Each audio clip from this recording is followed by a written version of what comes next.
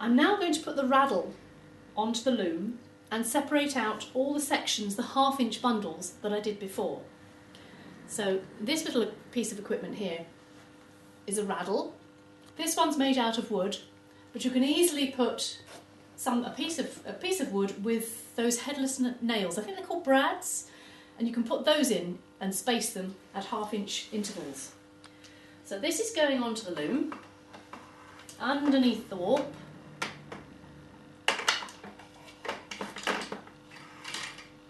I have the middle marked.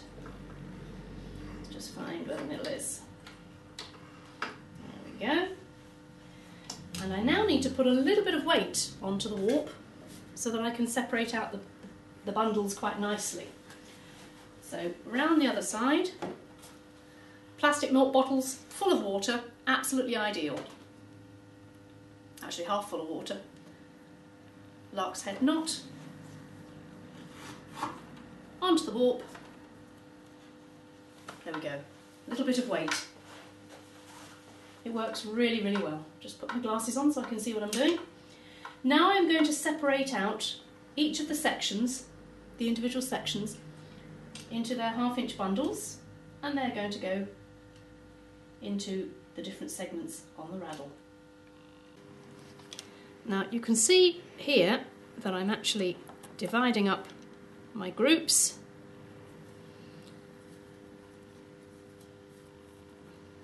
and making them more or less parallel on the back. I'll just give myself a bit of space here.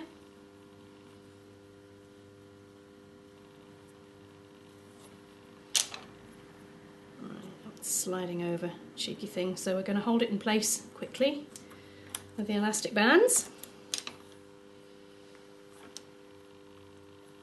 And you can see how the bundles here that I've done here, I mean, it's really easy to put them into my 1/2 inch blocks.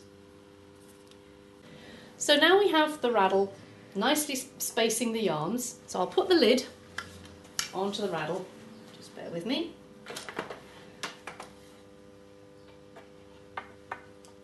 Where are we? There we go. And I'll lock them in place.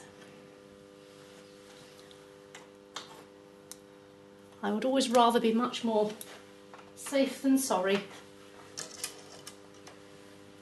And now we're going to beam.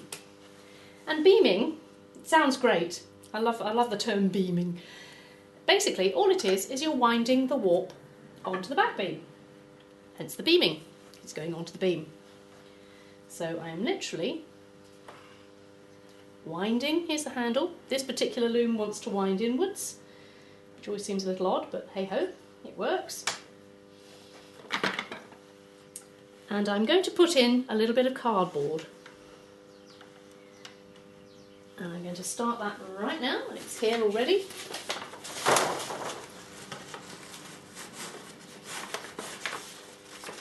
And this is just, well, it's not cardboard, it's paper card. It's quite thick paper, if you like. It's to separate out the layers of the warp. And now I have to keep coming backwards and forwards. And I want to wind it so it's a whole turn round before I do anything else, because that's made it secure. And now I want to make sure that all the yarns are working parallel and even tension. So I've grabbed the warp with one hand and I've given a sharp tug. Don't worry, you won't break them because you're holding them all as a group. So unless they're very, very, very insecure yarns, you won't have a problem. And then I'm going to put my weight back on and wind some more. And you can see how the raddle, excuse me while I stretch over, you can see how the raddle keeps it nice and even on the far end, as it goes over the back beam there.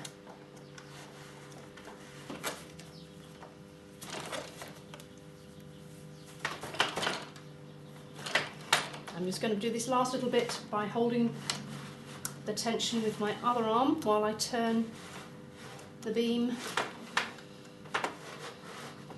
And I'm going to stop it there. Right, come back round to the other side.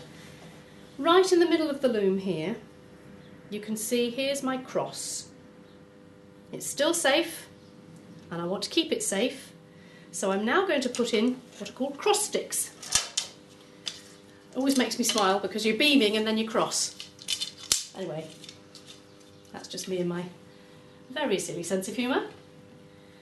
And I'm going to pull on those 2 cords that I put in when I mentioned to you earlier that I was doing something that would make my life easier later. If I pull that cord down, it gives me one side of the cross.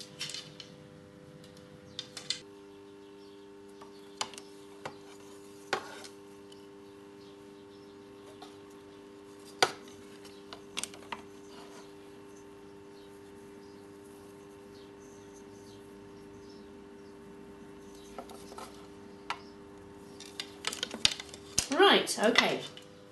Both sides of the cross are secure. I don't know whether you can see that there. One side there and one side there. And I'm going to secure this to the loom. So those pink cords that stretch from the one side of the loom to the other, from front to back, are what I use to secure the cross.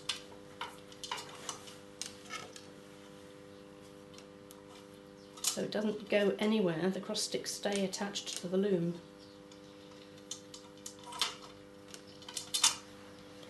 And once I'm sure that that's secure, I can remove the cross tie here and remove the little loops there.